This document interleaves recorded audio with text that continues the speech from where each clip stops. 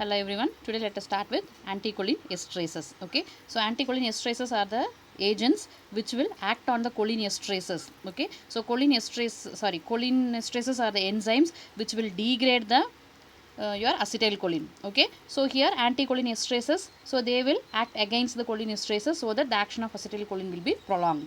Okay.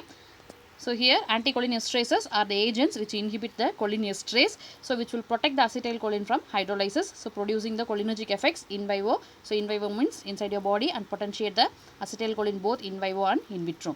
So some anticholinesterases have additional direct action on the nicotinic cholinergic receptors. So classification, you can classify the anticholinesterases into reversible and irreversible. Okay. So reversible, again you can classify into carbamates and another thing. So here you occurred in derivatives. So carbamates you can have physostigmine, neostigmine, pyridostigmine, hydrophonium, rivastigmine, donazepam and galantamine. Okay. In case of acrylamide derivative you can have tacrine. Okay. So irreversible you can again classify into organophosphates and carbamates. Okay. So coming to organophosphates, you can have diflos, that is DFP, ecthiopate, malathion, diazine and tabun, serine, soman. Okay. So these are all you use as a insecticide and pesticides. And carbamates you can have carbaryl and propoxur. Okay. Sevin and Bagan, they are the brand names. So here what you are having under this star in the index, you can have it as an insecticides, and the eta symbol you can have it as a nerve gases. Okay. So next is the anticholinesterases are either esters of carbamic acid or derivatives of phosphoric acid. So in the general formula, the carbamates are organophosphates is shown below. So carbamates will be having the general formula and organophosphates will be having the general formula. So in carbamates, R1 may be non-polar tertiary amino. Tertiary amino means 3, the amino group, and example physostigmine, rendering the compound lipid soluble. So in others, neostigmine, R1 has a quaternary N plus, rendering it is a lipid insoluble. So all organophosphates are highly lipid soluble except ecthiopate, which is water soluble. Okay.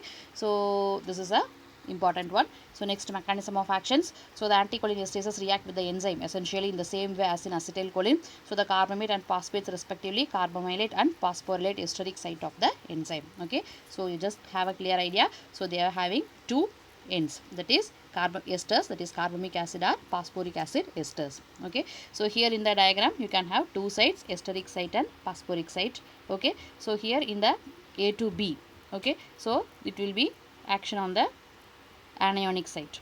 Okay. So here B will be extremely rapid reaction. So here acetylated enzyme, so here it will come to acetic acid plus free enzyme.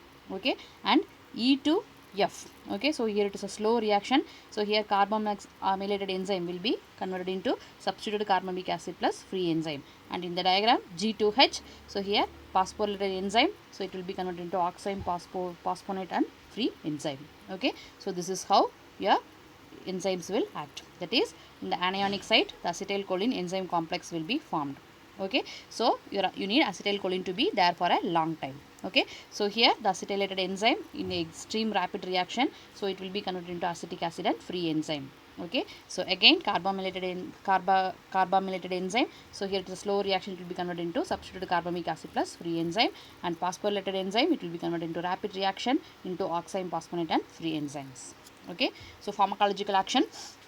So actions of anticholinesterases are due to amplification of endogenous, that is endogenous means present inside acetylcholine. As such, they are qualitatively similar to those directly acting on cholinereceptor stimulants. However, relative intensity of the action on muscarinic, ganglionic, skeletal muscle and CNS sites varies among the different agents.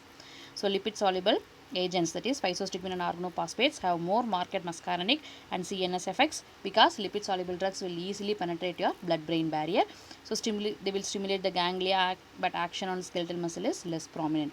So lipid insoluble agents like neostigmine and other quaternary ammonium compounds produce more marked effect on the skeletal muscles. So directly they will act on the skeletal muscle end plates, stimulate the ganglia, but muscarinic effect are less prominent. So they do not penetrate the CNS and have no CNS effect because they are lipid insoluble. Next is the on ganglia. So local hydrolysis of acetylcholine is less important in the ganglia. So inactivation occurs partly by diffusion and hydrolysis in the plasma. So anticholinesterases stimulate ganglia primarily through muscarinic receptors present there. So high doses cause persistent depolarization of the ganglionic nicotinic receptors and blockade of the transmission.